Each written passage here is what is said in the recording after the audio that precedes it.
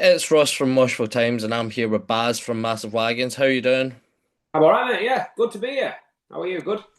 Cheers. So the band are set to play Full Nelson next weekend. Full. How does it feel to be revisiting such an important record?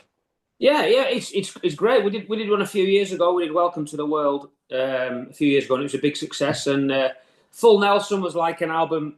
It was like the album that was our first album with Earache, and it was a big time for us that signing for Earache. And I think a lot of people were introduced to the band around that album, and that seems to be a lot of people's favorite album of ours. You have to find out new bands. Wherever you find a band, that's often your favorite album. So yeah, it's gone down really well. We've sold it out, and I can't wait. A lot of the songs we have never played. Well, there's one or two we've never played before, and a few that we haven't played for 10 years. So it's good. Yeah, it's good. It's a nice challenge. Nice. So has there been much like relearning of those songs that haven't really been touched in a long time, or the ones that haven't been touched at all? Oh yeah. I mean, we've been practicing for the last sort of 6 or 7 weeks. Just rehearsing every week. We rehearse every week anyway, regardless. I've done for as long as the band's been together. But yeah, we've been focusing on the album for the last 6 or 7 weeks. And yeah, it's one of them. Like you don't play these songs and they're never in the set. But then when you come to play them, you go, oh, this is all right. This is pretty good. So. There's probably going to be a few of them in the April tour set as well. Maybe some we haven't played for a long time. You reinvigorate songs when you don't play them for a long time. Yeah, for sure. As you talked about the Welcome to the World show that you did a couple of years before that, this is also happening 8 years after the release. Why not wait until like the traditional 10 years mark? Was it really 8 years? To be quite honest with you, I have no idea. There is no reason. It was just Yeah. we just thought it'd be a good idea. Fair, gotta respect the honesty rather than like some like sort of like pre-made answer.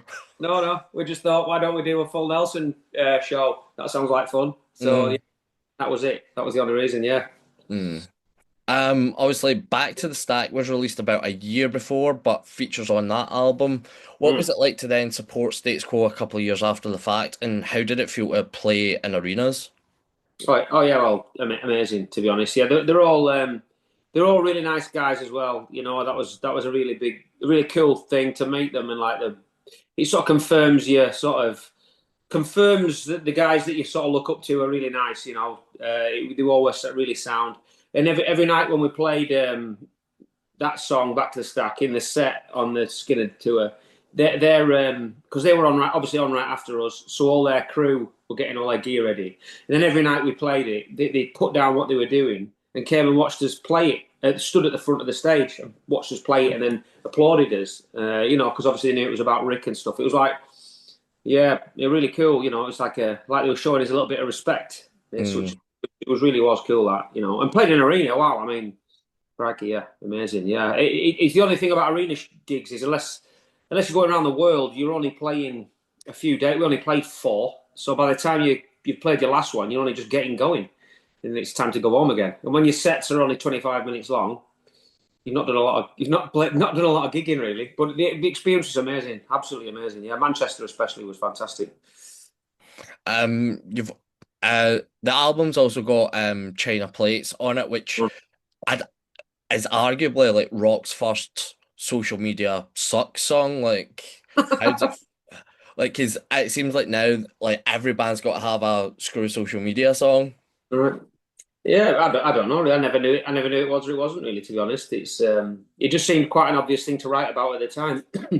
But yeah, again, we haven't played that for a long time. That was in the set for ages. We used to love playing that, and then they took it out because it was in for a long time. But yeah, it's nice to play it again. People like it. I like the kind of personally, I like the kind of faster ones, the ones that are a bit more sort of high energy, that and pressure. And I know pressure's not on that album, but them kind of songs, I really like them playing them.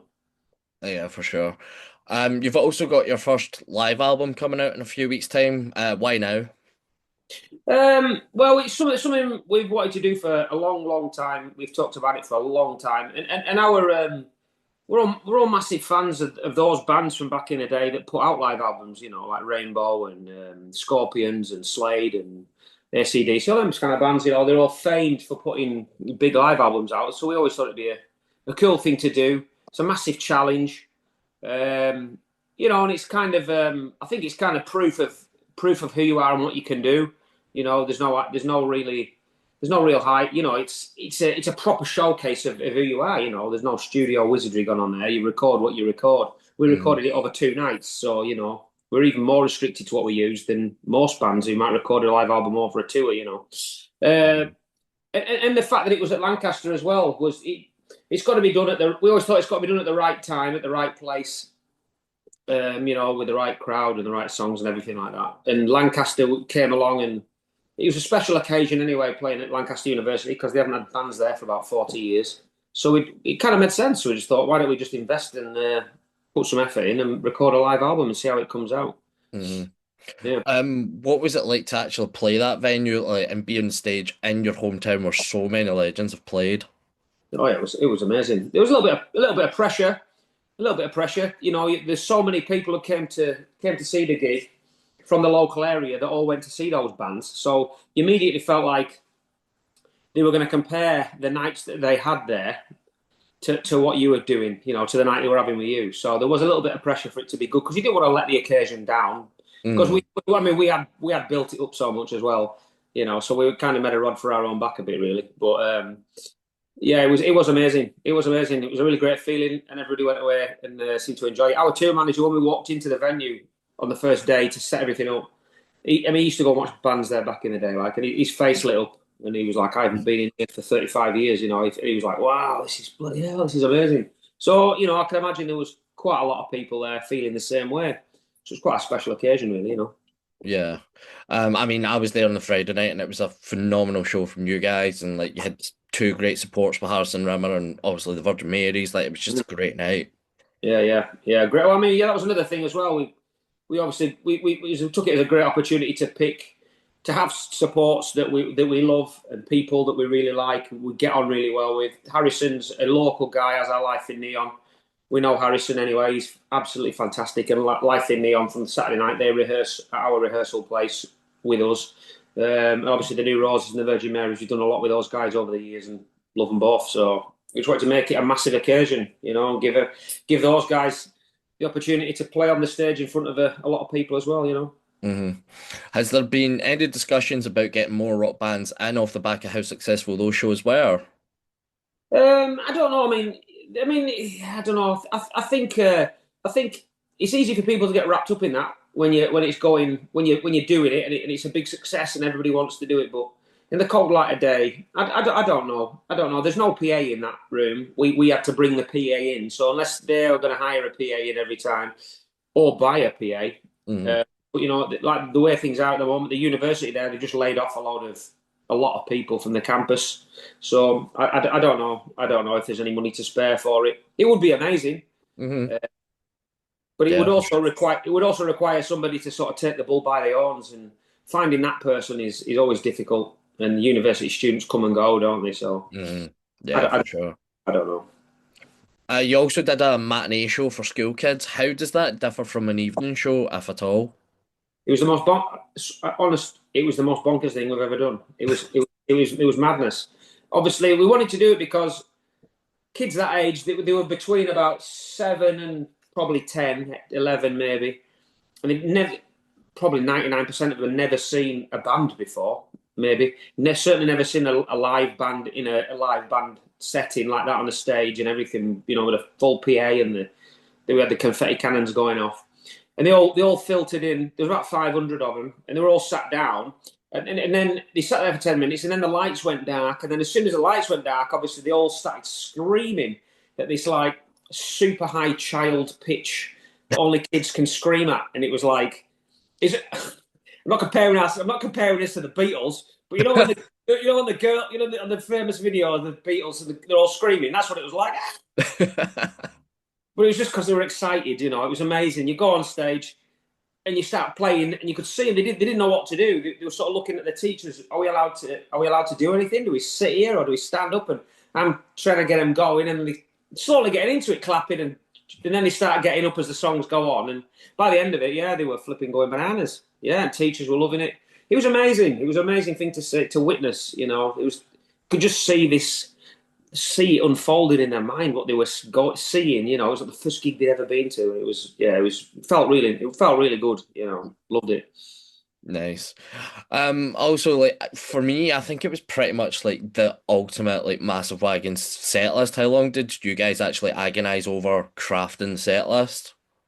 Yeah, probably it probably took a while. I mean, yeah, it took a bit. We did both sets were slightly different each night. It was because we wanted some different songs to see what came out the best for this live album. You see, so we sort of picked the songs that we had to pick, and then it was a case of picking. Yeah, but there's probably about five or six that were the agonised over. Really, I would say the most of it's we kind of knew what we had to play anyway to get people going, and you know, kind of crowd favourites and all that.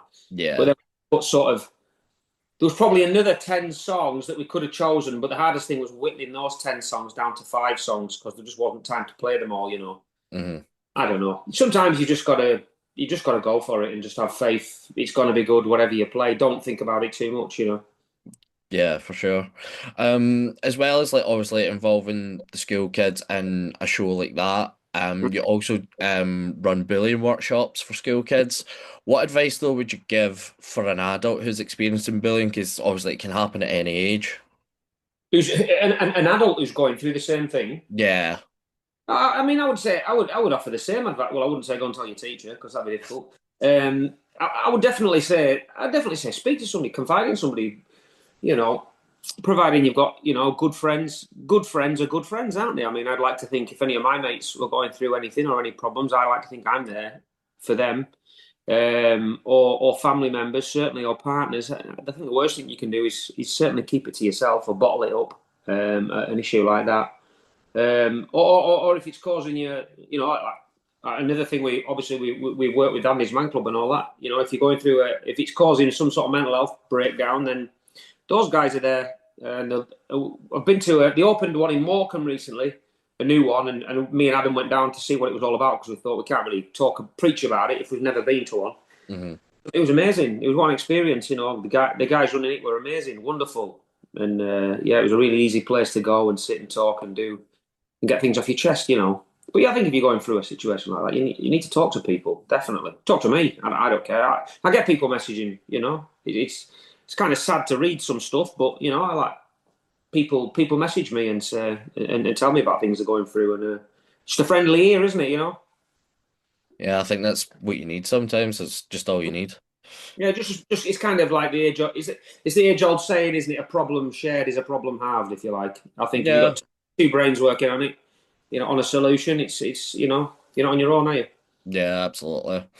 What about advice for new bands? What would you say to new bands starting out? Um, be prepared to work hard. Yeah, work hard. Don't be put off by setbacks.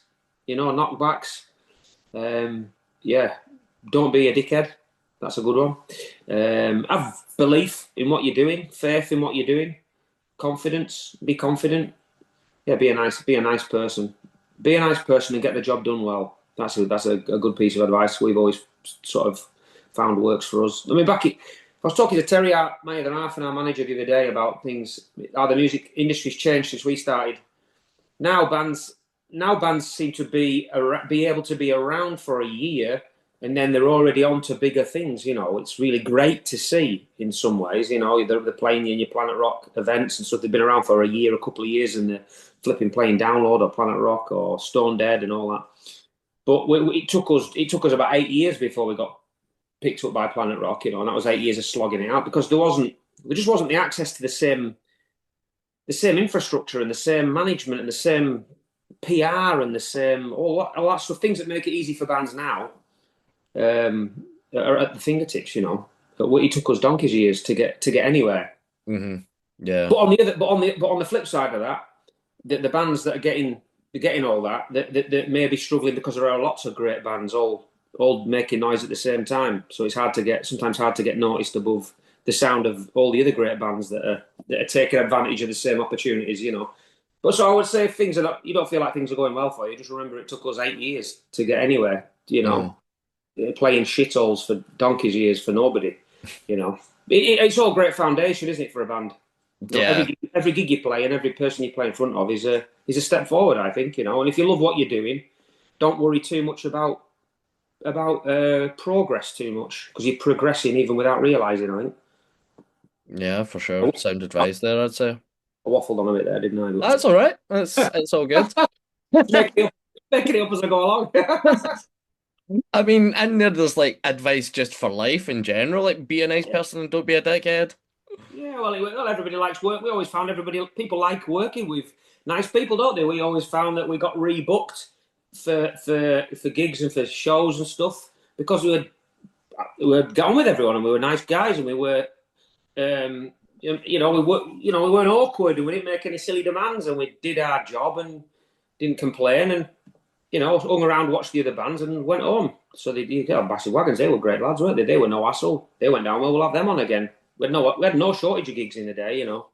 We did always encounter the Billy Big Bollocks bands, at the time. And honestly, they never lasted very long. You got disheartened and vanished. Mm, Mm. yeah, we won't name names. I don't know what they're doing. They wouldn't know them anyway. It was that long ago. Lastly, other than this Warrington show, and the tour that you mentioned, what else is the band got planned for the rest of the year? Well, we got a tour in April, May, like a UK tour. It's not a full UK tour. It's kind of some places that we don't go very often, places like that. And then got the Warrington thing, and then we got Christ on my bike. What else are we doing? We've got some European stuff coming up. A couple of European festivals announced. We've got a bit more European stuff on that we haven't announced yet, and maybe a European tour for the end of the year. And we're recording an album as well. Hopefully, we've got about three-quarters of it written, I would say. So that's hopefully going to slot that in somewhere, maybe. Yeah. Brilliant. Well, thank you very much for your time, and I'm so looking forward to the show next week in Warrington. Hey, boy, you're coming on, brilliant, amazing, nice one. Yeah, man. We'll see you there. See you there. Cheers for your time. No problem at all. Thanks very much. Likewise. See Cheers. you later, buddy. See ya.